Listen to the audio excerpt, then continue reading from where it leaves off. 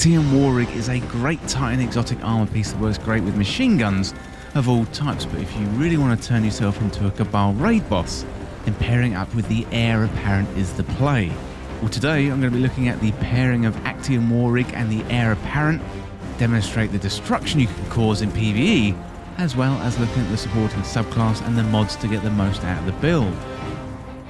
Well, if you like this video or find it useful, don't forget to hit that subscribe button down below for all the latest Destiny 2 content and turn on notifications by hitting that bell.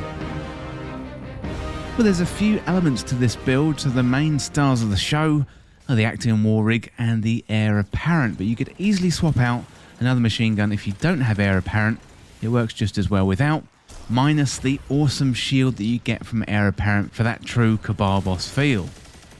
I'm also going to be pairing this up with Warmind cells and Elemental Well mods. You can check out Banshee 44 in the tower, and in the not too distant future, Ada 1 is going to be selling mods daily. Well, Elemental Well mods are going to spawn wells to help us get our super back very fast, so we can be firing out that solar energy and raining down fire on our enemies, as well as mowing them down with our machine gun. So without further delay, let's check out the build, and we're going to start off with the armor. So for this build, we're going to be using the Actium War Rig, and it's an exotic Titan chest armor. So looking at the perks, got auto loading link, so it steadily reloads a portion of your equipped auto rifle or machine gun's magazine from reserves. And we've also got plasteel reinforcement mod, and that increases the resilience. So this exotic armor is great for machine guns or auto rifles, as you're hardly ever going to have to reload. Just point, shoot, and watch your enemies get removed from your path. The only thing you have to worry about is generating enough ammo to keep up with how much you're firing. We can get this exotic armor as a world drop from an exotic engram, so you can farm Nightfalls, and getting exotics from the season pass are both good options. And you can also buy this one from Zur at the weekend if he's selling it, or pick up that exotic engram for a chance at the drop. Well, next up, let's have a look at the subclass. So I'm going to be using Middle Tree Sunbreaker for this one. So sometimes the subclass tree is more important than others, and this time we're mainly focusing on solar builds. So really pick and choose the solar tree that works for you. Here I want to take advantage of Roaring Flames. So it says kills with your solar abilities increase those abilities damage, and it stacks up to 3 times. So this tree also gives us a little throwing hammer, which is a nice little extra projectile and gives us a little bit of range in battle. Next up, let's have a look at the weapons. So for my kinetic weapon, I'm using the 7th Seraph Carbine, and this one is going to help us create Warmind cells and gives me something in the medium range to work with. I'm going to be using the energy and power weapons for big damage and also close range power. In the energy slot, I'm going to be using the 7th Seraph Shotgun. This works with the solar motif for the build, and is also going to help us generate Warmind cells with our Warmind mods. And in the power weapon slot, I'm using the Heir Apparent. Heir Apparent is an exotic power machine gun, and it is also worth noting that I've got the catalyst on this one, so that is going to really help out with my defensive shields. So looking at the perks on the Heir Apparent, we've got Heavy Slug Thrower. The weapon can be fired only when fully spun up. And we've also got Armor of the Colossus, so while at full health, spinning up this weapon protects you with an arc shield. So if you don't have the Heir Apparent, then other machine guns like the Swarm and Thermal Erosion are also good options too.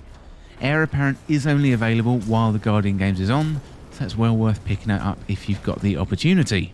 The main focus of the build here is the Heir Apparent machine gun paired with Actium War Rig, and it's going to give us that big damage as well as an almost endless stream of bullets which we're going to unload on our enemies. Now, as I mentioned before, this is also much more effective if you've got the catalyst for the Heir Apparent, and I do have a guide on that here. So the other weapons are the supporting cast in the build, but work well in giving us that extra damage and destruction through Warmind cells. So both are 7th Seraph weapons and are well drop weapons that you can get from the gunsmith, or by getting legendary drops through engrams, or by opening chests at the end of activities like strikes, nightfalls and public events. And there's also a chance that they drop from Crucible and Gambit too. So that is the weapons, but let's check out the mods. We're going to be using a combination of Elemental Well mods and Warmind Cell mods for that extra boost to our damage output. So first of all, let's have a look at the Elemental Well mods.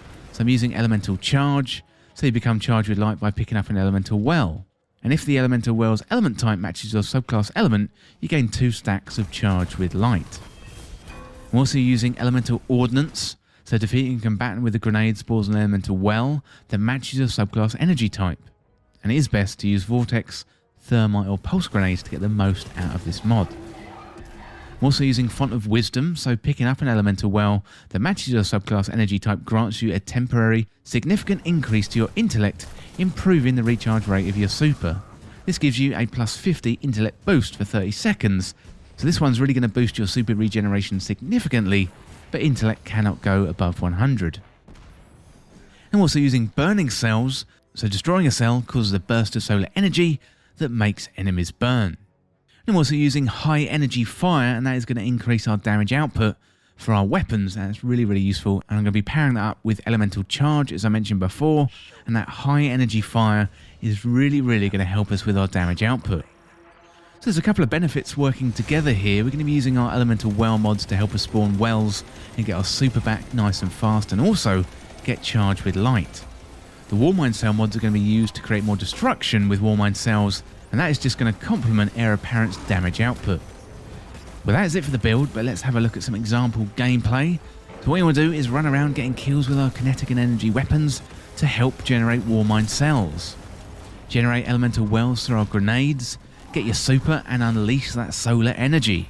Pick up some heavy ammo and fire an endless stream of bullets at your enemies with Heir Apparent using the benefits of Actium Warrig.